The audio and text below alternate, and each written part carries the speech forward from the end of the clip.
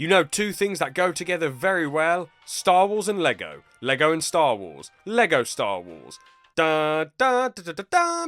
Hello everyone, what is going on? JamesTheColetrain here, and welcome to How Lego Star Wars The Complete Saga saved TT Games.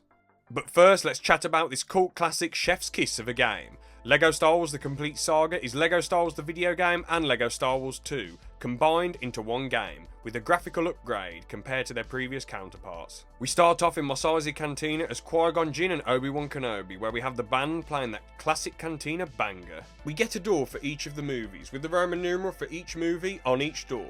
We start off in Episode 1, The Phantom Menace, however all doors are available to go through once you complete the first level of The Phantom Menace. So you can play them in movie release order, chronological order if you want, or any order. You can defeat the Empire in Return of the Jedi, and then go and boogie woogie with the Kaminoans on Kamino in Attack of the Clones. Can't beat a bit of cheeky level freedom.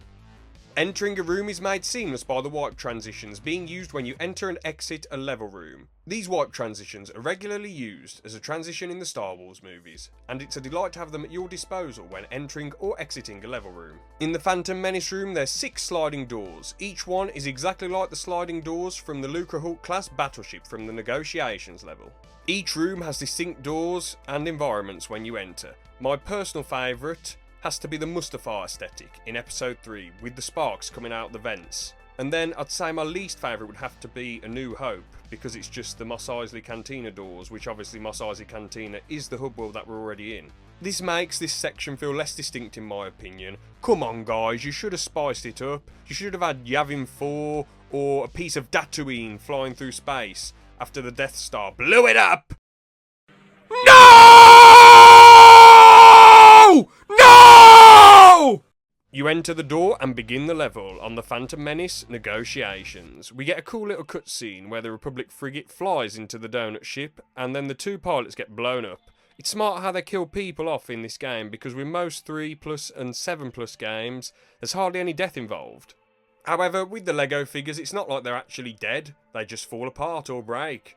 We start out in the negotiations room where the gas is being sprayed through the vents. This is a good way to get you used to everything that you can do, like learning how to melee attack with your lightsaber, slam attacks, and using the force on various objects. You exit the negotiations room and are greeted by a group of battle droids who want to blast you. You can deflect their shots right back at them by holding down the block button while they're firing their weapon, which is a cool technique which I didn't even know about until recent years. And when playing as a Jedi you can use the Force. I always find it fun and satisfying to use the Force, but the most satisfying has to be when you got a battle droid in front of you, you use the Force on that one battle droid and he goes ping-ponging all over the place and knocks down the other battle droids like they're bowling pins. Straight! In this level we're also introduced to droidicas, which are far more challenging than battle droids, mainly because of their bubble shields. I find the best way to kill the droidicas is by blocking their shots as a Jedi until you get close, and then using your slam attack on them. Or, in this level in particular, you can pick up an invincibility orb and basically just go ham, you're indestructible. I feel like this is a very welcomed addition to the game because it adds variety to the gameplay, and it lets the player basically just go ham for a few seconds, you know, and just go mad and be indestructible. You get to the AAT and the level ends. I like how in this cutscene Obi-Wan is just sneaking around like a daft pleb and then Qui-Gon's like, come on bro, what are you doing? Honestly, the way they act in these cutscenes is tremendously better than how they were in the actual Phantom Menace film in my opinion. I'll tell you one thing, Master. Go on. The negotiations were short. Here we have the second level, where Jar Jar Binks rolls up. Unfortunately, he's nowhere near as annoying as he is in the Phantom Menace film, thanks to the characters only mumbling and not having any spoken dialogue. I think no dialogue in general during the cutscenes in this game makes for some good comedic moments, like during the Kashyyyk mission where Yoda and Chewbacca are getting the news that, oh man, you know, Palpatine is ringing up and going, execute Order 66, and then the blaster bolts are shooting past them and then Yoda's like, ah, you know. Or when Darth Vader is explaining to Luke how he's his dad and he's getting up pictures of himself from the past. Really good banter in my opinion. In this second level, even though Jar Jar Binks can't fight or shoot or do anything like that or melee attack, he can jump very high. It's great how the devs would pay attention to a few small scenes in the movies to add certain features to the complete saga. For example, blaster characters can grapple hook up to higher areas. This was only done in one scene in The Phantom Menace where Padme and the Naboo troop grappled up to a higher area of the Naboo Palace. And it's exactly the same with Jar Jar Binks. He only jumped high in one scene when he's jumping into the lake. That's it. These scenes would be very easy to miss and just disregard and not be bothered about, but fortunately TT Games had the eagle eye and made these features. It's interesting how the devs will take a small scene from the Star Wars movies, like the scene that this level's based off of, which is when Qui-Gon meets Jar Jar Binks and saves Jar Jar Binks' life, and then turns that one scene into a whole level with locations within this level that TT Games have made that aren't seen in The Phantom Menace, which spices up the gameplay a considerable amount rather than just having a little forest area and then Obi-Wan and Qui-Gon just go off to the palace and do their thing and fight the droids. Instead we get a whole level and we get Gungans fighting droids, which builds an interesting atmosphere to show the player that there's a war going on. And now onto the Naboo level. I guess the Naboo level's okay. A lot of pottering around, really. I like how you start off with Padme and the captain of the Naboo troop, and then you end up with Obi-Wan and Qui-Gon again, so you get more characters as the level goes on. That's the first level to do that in this game, so that's a bit of fun, I guess. The first time you use the grapple hook and use your blaster in the game, so I suppose it's a bit of fun, but it's just a lot of pottering around, unfortunately. And now the pod race. The pod race is a fun, fast-paced vehicle level. It's also an easy 9 out of 10 mini-kits if you're not playing on free play. But to be honest, I just wanted to say that I do prefer when there's a timer on this level, just because it adds a sense of urgency to it and it makes for an enjoyable challenge. I can't believe I haven't talked about mini-kits yet though. They're scattered throughout each level. At the end of each level, for every mini-kit that you collect, you get to see a piece of the Star Wars vehicle being slammed together, and woo-wee! The sound effect when the pieces slap together, goodness gracious. Very, very satisfying. And not only do you get the pleasing aesthetic of a Star Wars vehicle that you can go and visit in the hub world once you collect all 10 mini-kits, you actually get loads of studs.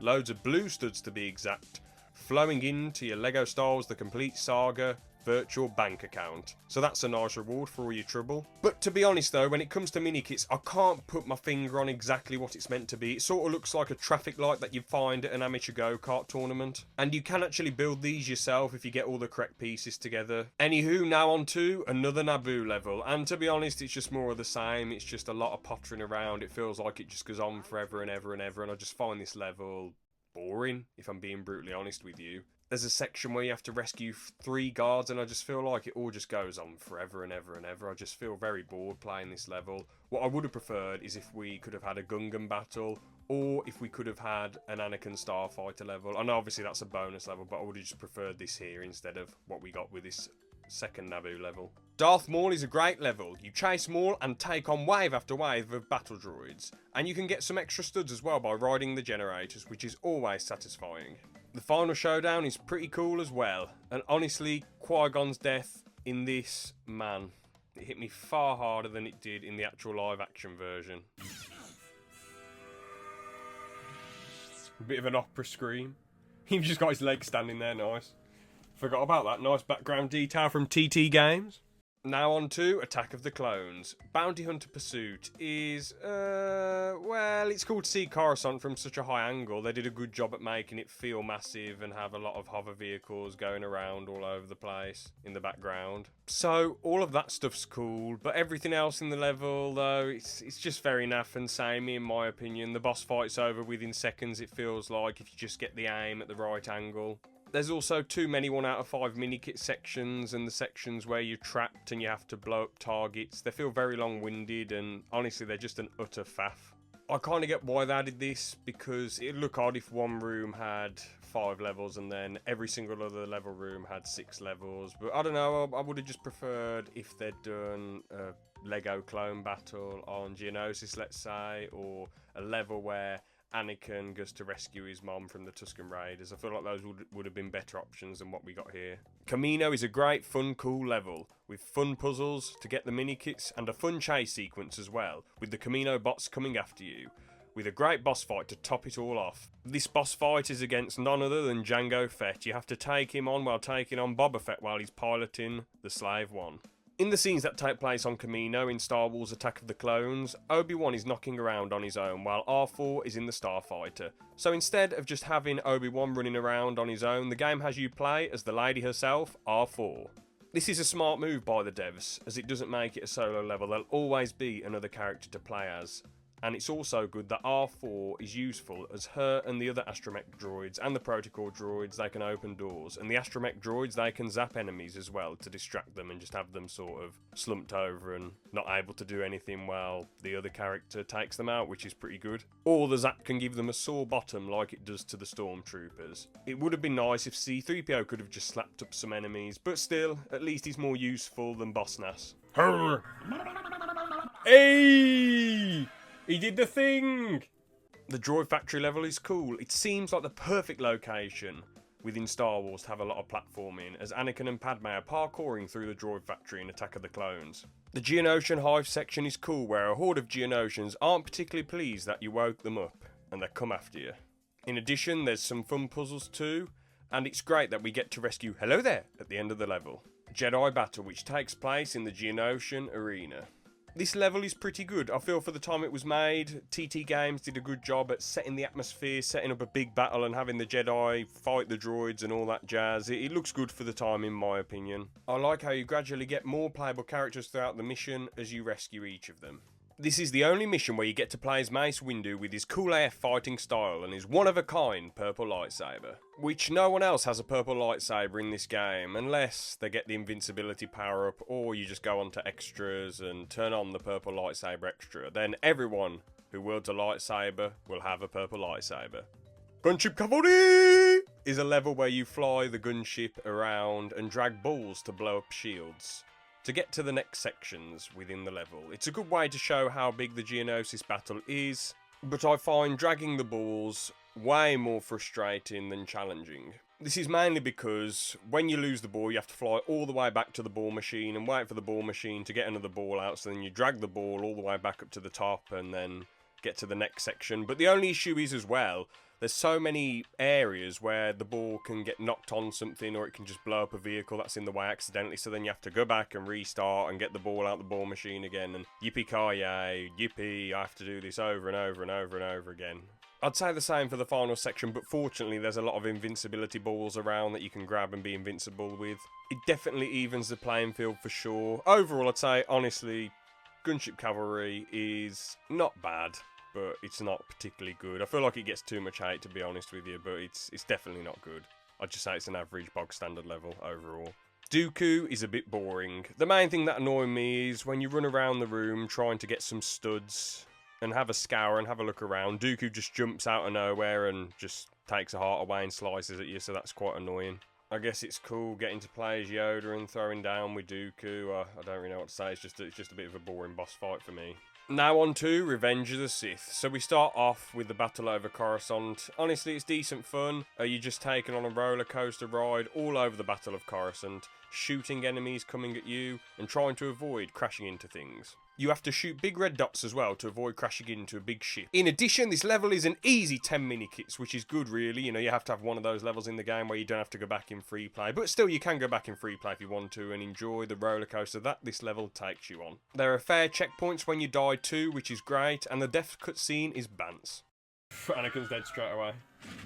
What's the next level? Chancellor in Peril in it. So, the Grievous ship, yeah, it's good fun. You know, it's a good laugh. It's where you rescue Chancellor Palpatine. It's cool rummaging through the ship with a variety of fun locations and a variety of enemies to take on. With Revenge of the Sith, you have to take into account that the LEGO adaptation was made very close to the movie's release. So there's a few story changes here and there. For example, after you finish the Dooku boss fight in this game, instead of Palpatine, you know, saying, "Do it, do it, do it, do it," and Anakin going, "I shouldn't, it's not the Jedi way." Instead of that happening, Anakin just gets the lightsabers, bam! There's a chase sequence when you run away from the elevator, that part's pretty cool. I like how the Grievous bodyguards can fight headless like they do in the movie. Then, as you know, another happy landing, except this time Mace Windu is shaking his head. The General Grievous boss fight is the next level, and to be honest, it's quite a samey boss fight. You just hit Grievous a few times, then he jumps back up to a high location, then you go after him, blow up a bomb, and then he jumps back to the middle. In free play, there's a cool extra room where you can get yourself another mini-kit. It looks like one of the meeting rooms in Revenge of the Sith on Utapau. There was also a well-hidden mini-kit at the corner of the level, which was a challenge to find. Attack on the Wookiees is a great level that starts off with Yoda and Chewbacca hobbling over to a cheeky get-together with the clone troopers, when Palpatine rings up and says, "Order 66, do it!" Then the clones turn on you in the level. It's cool how we get to fight both the clones and the droids in this one, an unlikely team-up indeed.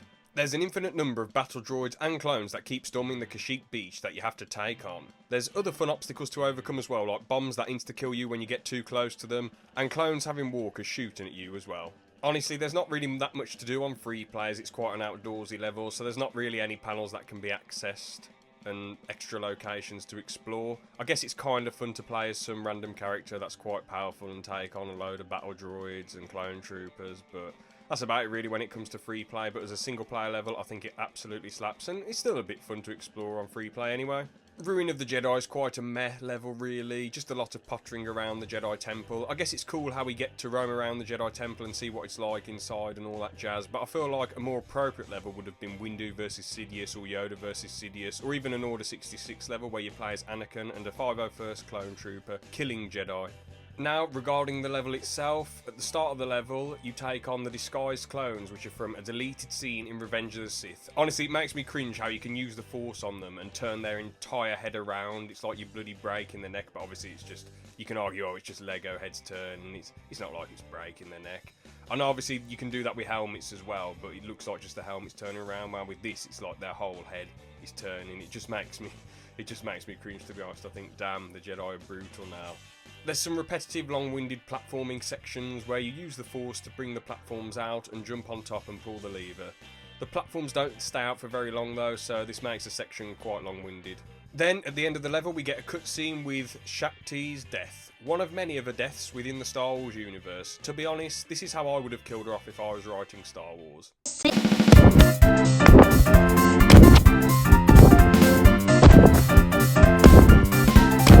Or she could have just had a Death Star to the face like that geezer from Rogue One.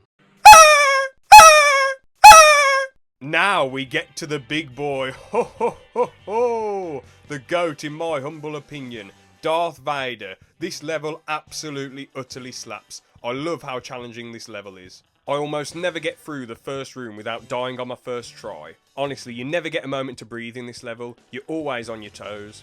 Whether it's collapsing floors, time challenges, or platforms sinking into lava, and at the end you're forced to take out the other player, or AI, in a lightsaber fight, and you both get many hearts. The final cutscene changes slightly depending on who loses all their hearts first out of Anakin and Obi-Wan. The one thing that doesn't change though, is that Obi-Wan gets the high ground and wins the duel.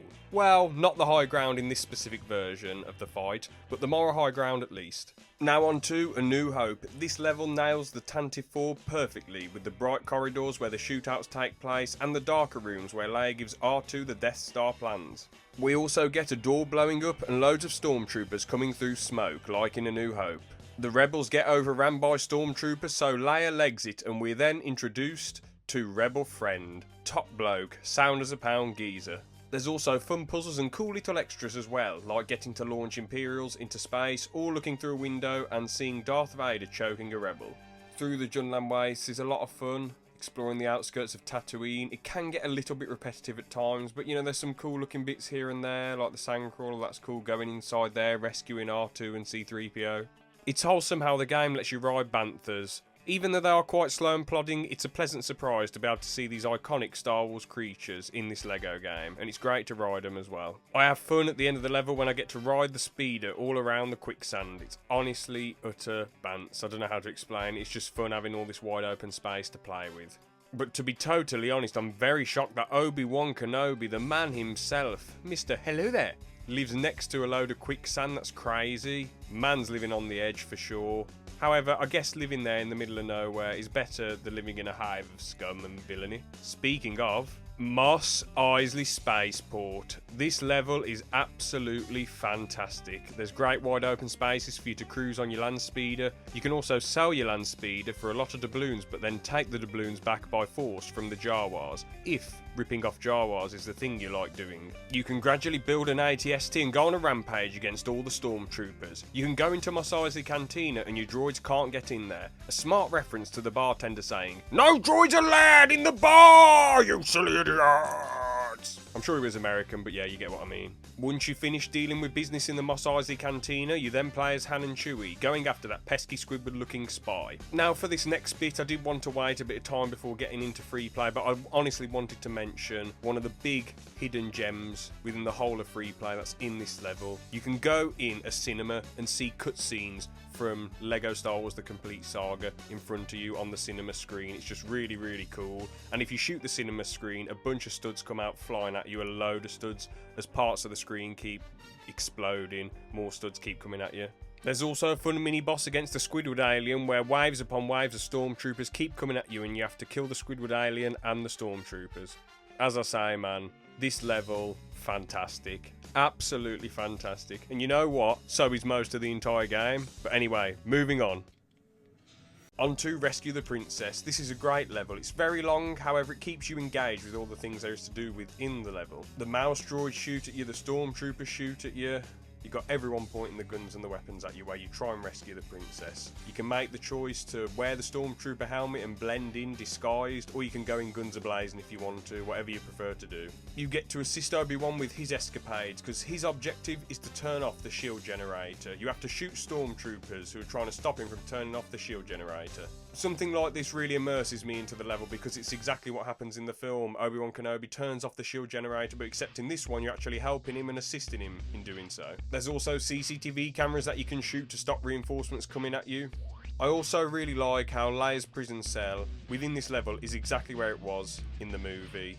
Good attention to detail. The Escape the Death Star mission isn't anywhere near as detailed as the former, but I still get a fair bit of enjoyment out of it. We get to see Vader and Kenobi throw down like the characters see at the end of the movies when they're fighting each other. In free play, you can actually choose to fight Vader if you want to. I like the part of the level where there's a load of stormtroopers, just how there is in A New Hope where Han opens the door and there's just a load of stormtroopers outside, a ridiculous amount. I like how in free play I just play as a droid because obviously the enemies don't attack droids.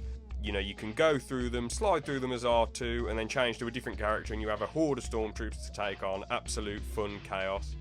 Now it's time to discuss the trench run level, and honestly, the less said about this one, the better. This level is a boring bag of arse. Everything is just grey, dull and boring. I get the Death Star is meant to be grey and dull and boring, but at the end of the day, when you have a boring location, you need to compensate for it by having good gameplay. Captivating gameplay, which this level does not, unfortunately. I feel like this level would have been 10 times better if the first section was cut down by a lot and then you have another section where Vader's chasing after you. I know we technically do get this in the level itself, but the thing is, it's sort of like you're flying back and forth and going all over the place rather than just one consistent chase where you're flying towards the camera. And that's what actually happened in the film. Luke was flying in one direction. It wasn't like he was flying back and forth to get the bombs then come back. Maybe we could have had a little boss battle at the end as well. That could have been something, you know, that could have been cool. And then you take out Vader's ship and then you fire the 2 purple bombs into the Death Star and then yippity-doo, it's all done. Oh, goodness gracious me. More boring rubbish. Honestly, I just cannot be bothered. Just 2 crap levels back to back. So honestly, with this level, I don't enjoy towing the bombs at all. I can forgive it in Gunship Cavalry as it doesn't go on too long, but in this one, the final segment, it goes on for a million years, and you have to keep taking down those stupid camel walkers. I just can't remember their names off the top of my head. Then you drag the bomb and blow them up, and if you miss the bomb, which it can happen at times, they get back up and you have to do the same thing over and over again and spin your little snow speeder around them, and it's just boring. Next! Well, at least we get back to the good levels now with Escape from Echo Base. Sliding down the icy slide is cool, there's snowmen knocking around, there's hordes of snow troopers trying to foil your escape too. The puzzles are good fun, there's some weird skeleton parts where you can build the skeletons and then they're walking around, quite intense for a kid's game. There's a section in free play where Sith characters can build platforms and then parkour up the platforms, and then you change to a grapple hook character, you shoot up there, you're in a snow globe area, which is very fitting as the level's full of snow, so it's all good in the neighbourhood right there. Cool little wholesome thing right there. You have to fix the Millennium Falcon and get it working again at the end of the level, and I just want to let absolutely everyone know that a Millennium Falcon turned to rubble is far more useful and far more valuable than an MGF. Thank you. Another flying mission, and honestly not as bad as the Hoth flying mission or the trench run. However, there's just not a lot going on in this level in regards to atmosphere, and I don't really enjoy cruising through space, blowing up loads of rocks to get some studs. Maybe instead of what we got in this level, we could have had a level where you're platforming inside the worm or knocking around in the Millennium Falcon, getting parts to fix it and get it back up and running again. But honestly, it doesn't matter what idea I come up with, because if I'm going to be brutally honest, any idea I come up with is better than doing the vehicle levels in the original trilogy. Most of them anyway. Now on to Dagobah. Now, I like how Luke can only use the Force when Yoda's on his back. Great matching imagery to what happens in The Empire Strikes Back. You get a Darth Vader boss, and instead of jumping all over the place like most bosses do, Vader just stands there and fights you, or he teleports all over the place, as this is a battle inside Luke's head. I like how at the end of the level, Luke cannot get the X-Wing out of the swamp, just like he couldn't in The Empire Strikes Back, so you have to switch to Yoda to be able to get the X-Wing out of the swamp. Also in free play there's a racetrack randomly, just for no reason. That's pretty wholesome. Also you get to destroy Yoda's shack if you choose to do so. Honestly, it's so much fun, such great banter, destroying a 900-year-old alien's gaff. Honestly though, Yoda man, what a humble dude. He goes from living in a sweet crib in the Jedi Temple to the slums of Dagobah. How things can change out of nowhere. Cloud City Trap is great fun, with some fantastic team sections in the level. A couple examples are when you use a crane to lift R2-D2 up to another section to use the panel, and there's another section where R2-D2 has to fly over and kill a couple of stormtroopers that are shooting at you.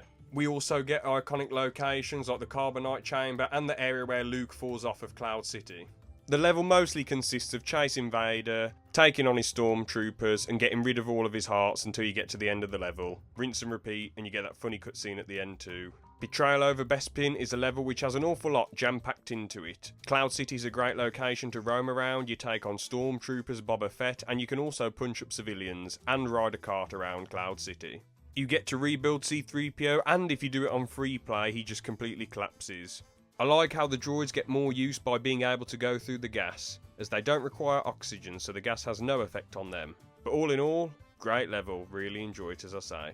Now on to Return of the Jedi with the first level, Jabba's Palace. This level goes on for quite a while, but it is quite a detailed look into Jabba's gigantic palace. We get some cool puzzles along the way, and the main enemy we fight are the Gamorrean guards who fall through a hole. There seems to be an unlimited supply of them unless you close the hole up. You can also strangle them when playing as Luke. And what's interesting is playing as any Jedi version of Luke, you can strangle the Gamorrean guards.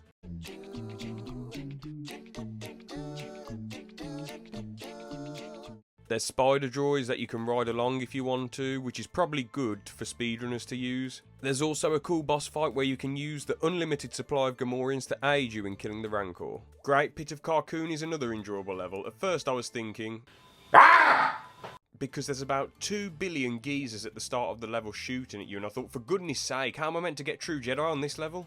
But fortunately the game gives you a boatload of studs, so it's all good in the neighbourhood. On a serious note, while it's a bump up in difficulty, to be honest, I'm quite happy with it. It adds a lot of variety to the gameplay with it being difficult with so many people shooting at you.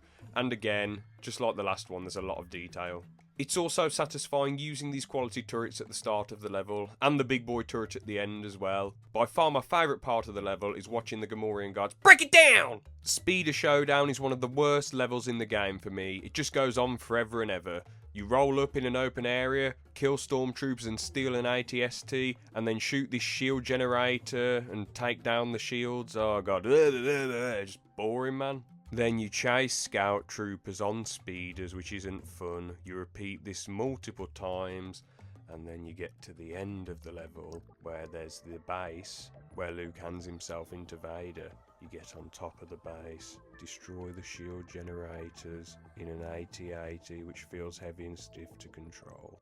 BORING! Next. The other Endor level is just loads of pottering around, right until the last second where you go in the base and solve some okay puzzles. Far better than the last level, but overall I find it quite average, to be honest with you. Jedi Destiny kicks ass. Honestly, it's fantastic that you get to play as Darth Vader in this one, so you can use the Force on Sith objects.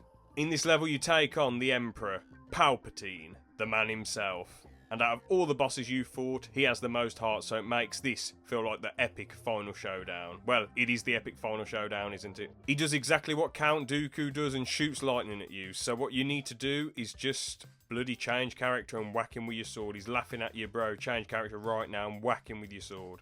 But yeah, the level consists of chasing the saggy old geezer all around his throne room and whacking him with your sword, your lightsaber. You can access a room where Chancellor Palpatine has kept some of the Jedi Council chairs.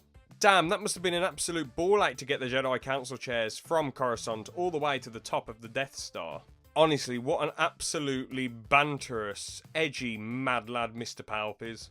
There's a section where you have to avoid Palpatine's electric tiles so you can get at him. And then he jumps to the section of his throne room where Vader throws him off. Brilliant. Bellissimo! Fantastic level.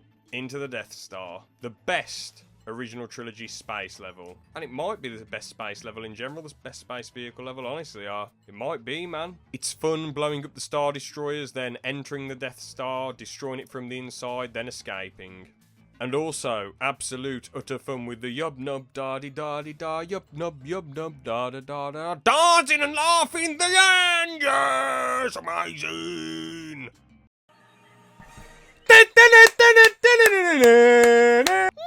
More to come. The story of LEGO Star Wars: The Complete Saga is basically Star Wars episodes 1 to 6, pretty much an adaptation of that. You play through many planets and environments that are in the Star Wars movies. You get to fight well-known antagonists from these movies, and you get to take part in iconic space battles. The way the story's presented in LEGO form is a delight to see. During the cutscenes, the characters don't have proper conversations, however they do make mumbles and random noises. Like Boss Nass with his Each character also has a death sound. It's a good decision by TT Games to do this, just because a lot of licensed games, they can't afford the original voice actors, so when you have different people playing them, they can do a good job and fair play to them, but at the same time, it does take the gamer out of the immersion of the IP's world when you've just got some different voice that you don't know on there. It can just kind of feel like a parody when this happens, but not to fear, Mumbles are here to solve this issue. Even though the cutscenes are light-hearted and comedic, they don't beat around the bush with what happens in the cutscenes. For example, Qui-Gon Jinn, he dies in the actual movies, and he also dies in this game. When Qui-Gon dies, he has X symbols on his eyes, which resembles death in a cartoony way. And when your enemies die, they normally just break into pieces, like how you can break Lego into pieces in real life.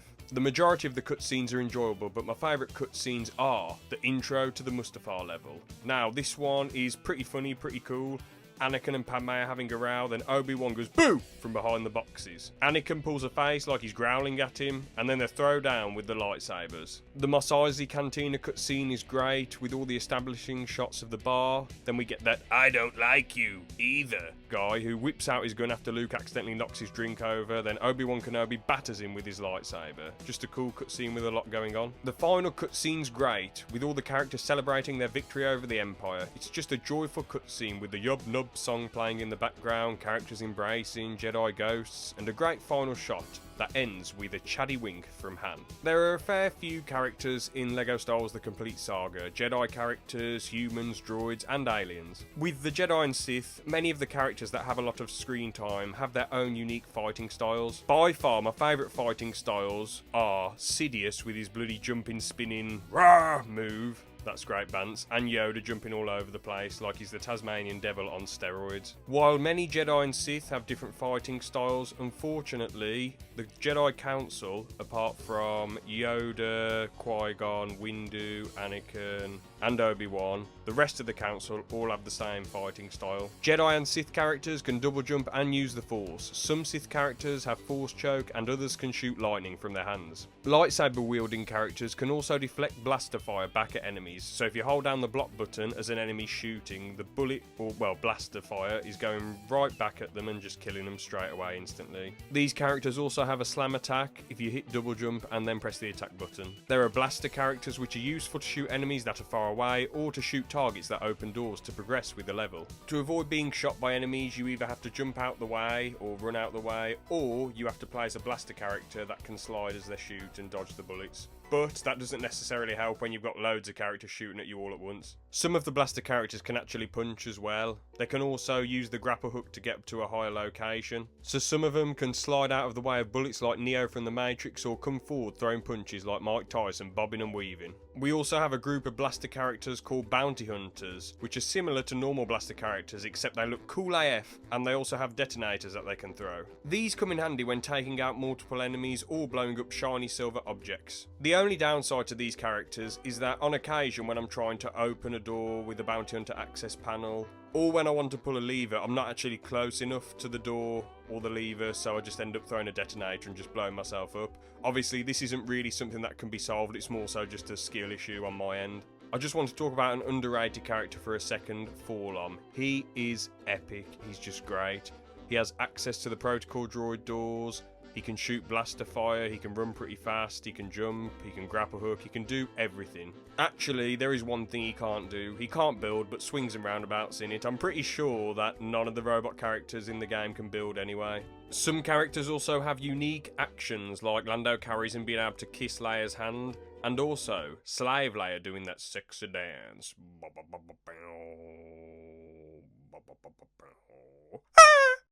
In addition, the game has droids that can open doors, like C-3PO droids and the R2 droids. The difference with the R2 droids, though, is that they can zap their enemies and they can go underwater like they can in the Dagobah level. There's other random droids that are just there for fun, like the Notorious Gong Droid! There's also Jedi Spirit characters which are in the forms of Anakin, Obi-Wan and Yoda. They're pretty much indestructible, but they do cost a hefty amount of studs. With them being indestructible, they pretty much are, as long as you don't jump off a ledge into the abyss. And finally, we have the characters that are just there for the bants, like Boss Nass and Bib Fortuna, who are pretty much useless, they just can't do anything. But if you use the character customization section, where those back-to-tanks are, in the hub world, what you can do is slap Boss Nass's head onto a Jedi character, and then wha-bam! You got a Jedi Master. How the turns have tabled. Ah-ha! I'm getting way too much joy out of this, aren't I? Yes, you are! What the? Liam, how did you get into this video? Never mind that. Now you will talk about customizable characters. I will talk about how much of a baddie General Zindula is. What? No! You silly men! Talk about customizable characters? No! Oh crud, sorry, will do mate. I guess I better talk about customizable characters now. So, with customizable characters, you go to the two back-to-tanks on the opposite section of the bar, and then you see two characters inside the back-to-tanks. You walk up to them, and then you basically get free reign to do whatever you want to the characters. You can change their head, body, torso, legs, hands, weapons. Pretty much any asset that the game gives you when it comes to characters, you can use when it comes to customizing these customizable characters. Unfortunately, you can't put Jabba's head on Slave Leia's body, so he can't do that sexy dance as he's a blobby alien, and she's a regular minifigure. However, you can put Boss Nass's head onto a Jedi body or whatever, you know, as I mentioned in my cheap and cheerful tangent earlier. So you know what? That's good enough for me. I also managed to make a 501st Clone Trooper in the customizable character back-to-tank. And it's pretty cool. It is also a small shame, though, that the 501st Troopers aren't actually playable in this LEGO game. It makes sense that they weren't in this LEGO game, because at the time, with the LEGO sets that were around, a lot of the other Phase 3 Clone Troopers were made, but the 501st Clone Trooper wasn't made in these LEGO sets at the time. However, if a nothing character like Boss Nass can be playable, then why can't the 501st Troopers be? Boss Nass didn't appear in any LEGO sets before this, so just doesn't. So it is a bit weird. It does seem like they're picking and choosing a little bit. However, making your own customizable characters is hella fun, and also you can play as them in the levels as well. Now on to the gameplay. The gameplay is linear. You just follow the path the game puts you on within the levels. Most of the time you look at the characters from a bit of a long distance, really, which makes sense as there's a lot of different characters in some levels, and the environments are quite big, so the game probably wants you to look at these environments, look around and look at the things that can be sliced, shot or blown up. We also get different angles from time to time depending on the gameplay or the room. For example, when Luke is running after Vader in Cloud City, the camera is zoomed out to show how big the area is. We also get a bird's eye view in the Droid Factory level when you go into the maze section. Throughout the levels, you fight enemies and forces that are seen within the Star Wars universe. Forces from the CIS, the Republic when the clone troopers turn on you, and the Empire. Most enemies take 1 hit to kill, some take 2, and some can take even more, like the droidicas due to their shields, or General Grievous's bodyguards due to the fact that they can fight without a head. The gameplay does a good job at distinguishing interactable objects from the rest of the level. The majority of items in the levels that are made out of Lego can be moved via the Force, blown up, shot, built.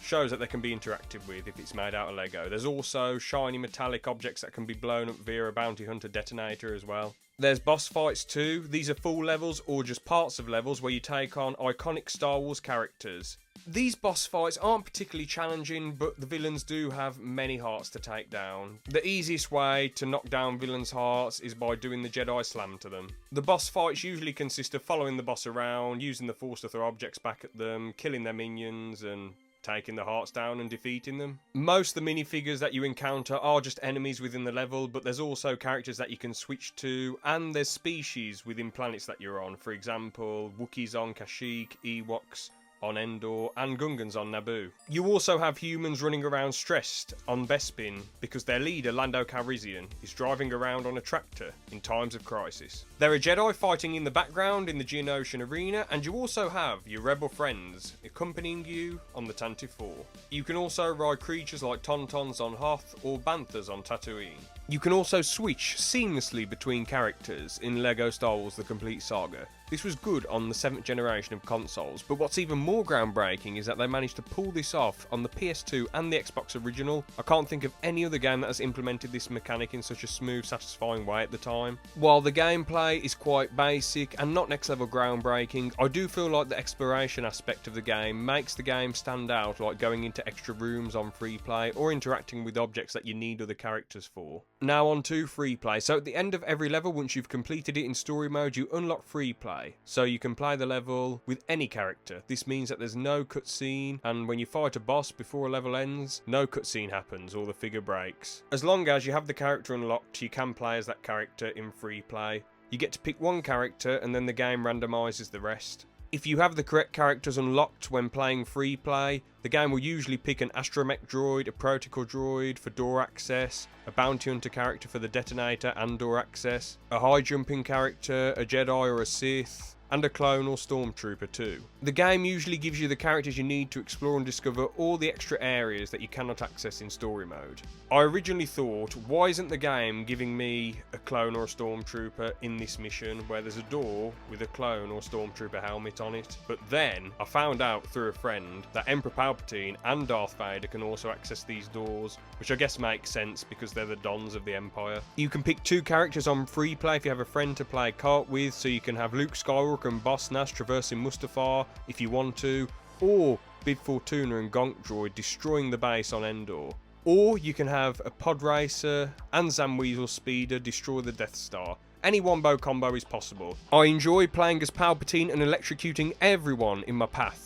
I only discovered recently he can kill everyone on free play, and this was in my most recent playthrough, where on Kamino I electrocuted the Kaminoans and they broke, and then I realised they didn't respawn. I tried this with Ewoks on Endor and Wookiees on Kashyyyk, and you can kill them, but they do respawn. It's a smart feature as it gives the player an incentive to go back and play each mission to get the rest of the mini kits, or make it easier to get True Jedi potentially, or just have fun exploring the areas that are inaccessible in story mode.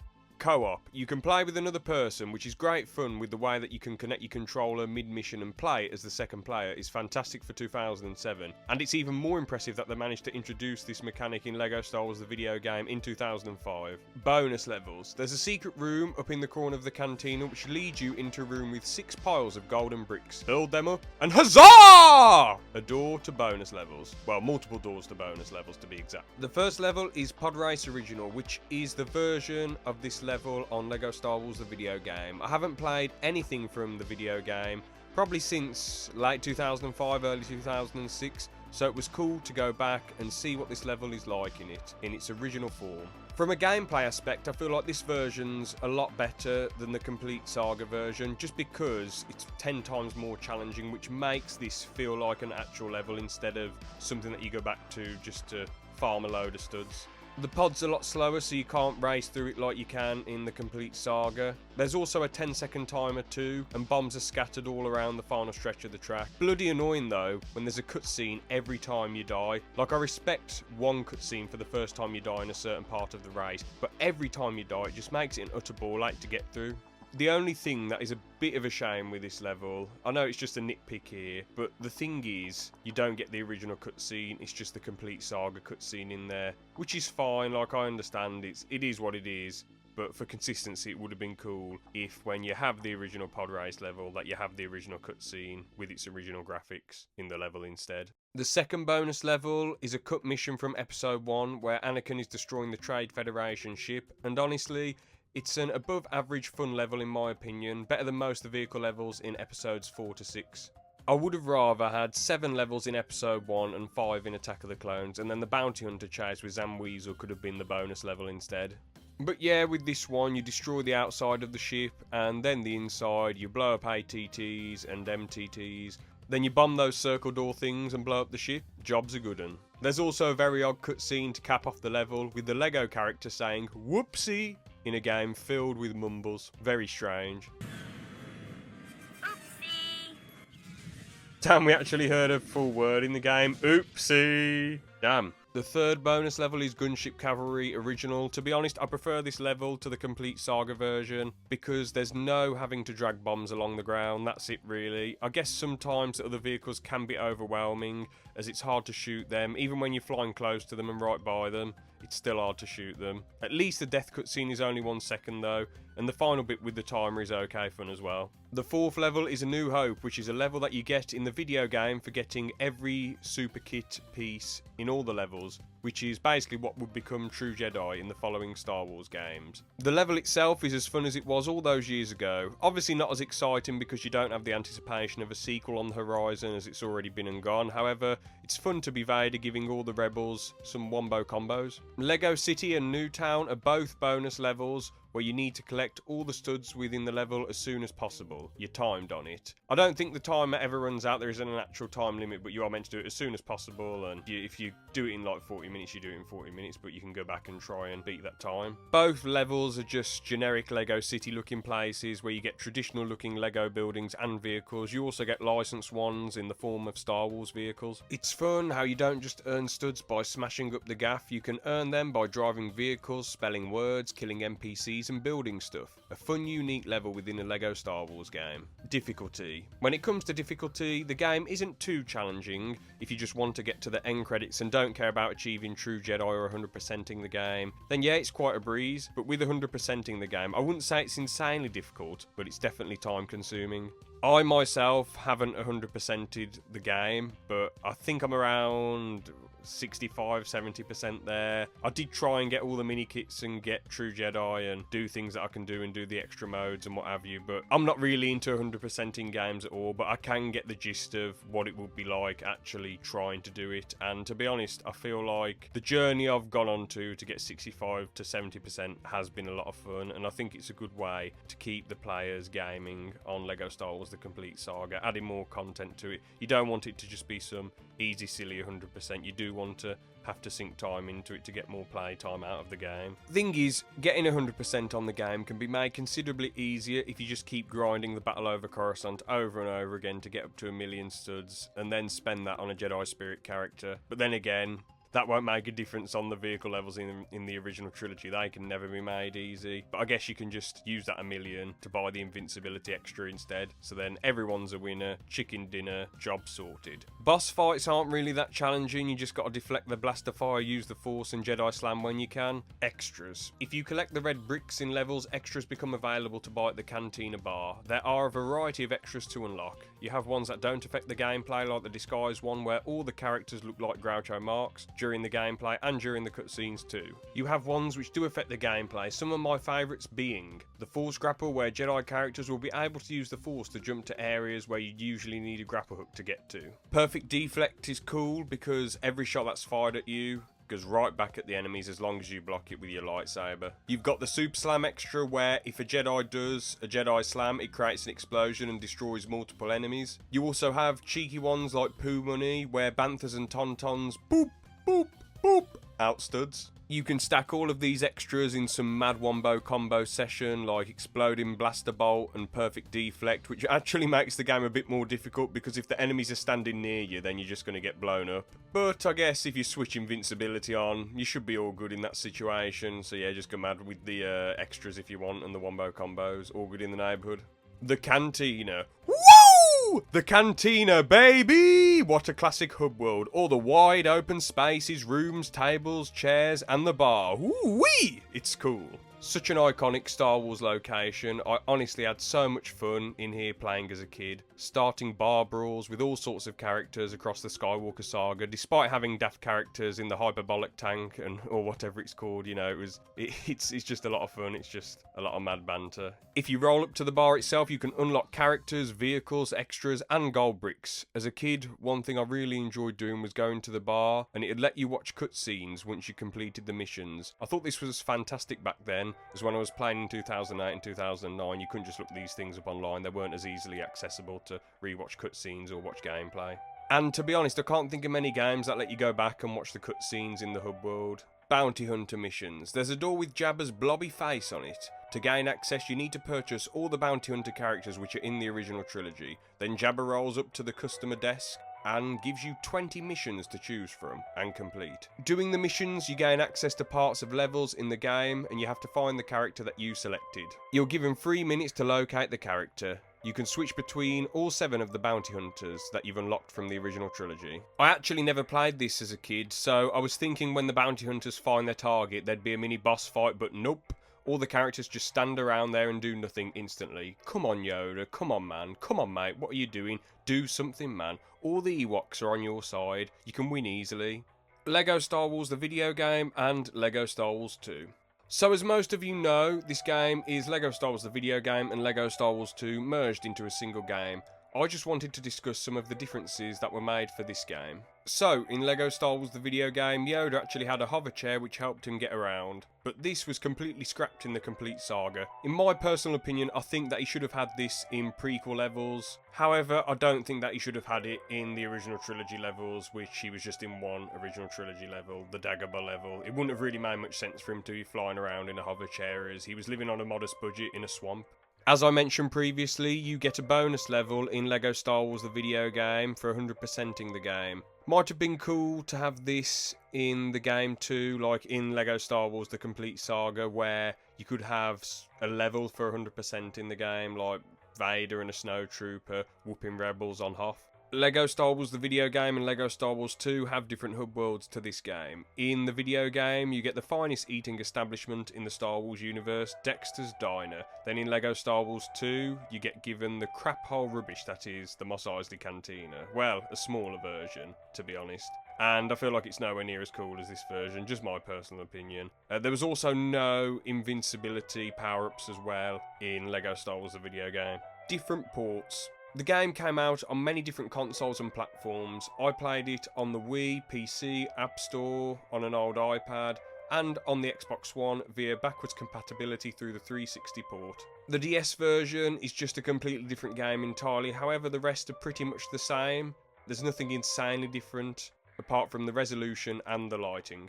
My favourite version is the Xbox 360 port. It was close between that and the PC version. They both look great, but the main problem is, with PC, I can't tab out for some reason. I just can't tab out, so when I'm playing that game, I can't do anything else. I can't adjust things when I'm streaming. I'm stuck in that game. If I want to do anything outside of that game on my PC, then I've got to completely exit the game. I streamed it on OBS Streamlabs mostly, but when I tried to stream it on OBS Studio, it was in the corner of the screen, which was really weird, and there was absolutely nothing I could do to change that. It was just basically the gameplay was just shrunk in the corner of the screen, so it just looked really odd. Something else in regards to the PC port is that whenever I was playing with the controller, which was pretty much all the time, well, whenever the cable would fall out the controller slightly and I reconnected it to the Xbox One controller, it wouldn't recognise it, so I'd have to go into settings and then make it recognise the controller again by messing around in the settings, which isn't a big deal, but it's a bit of hassle. It should just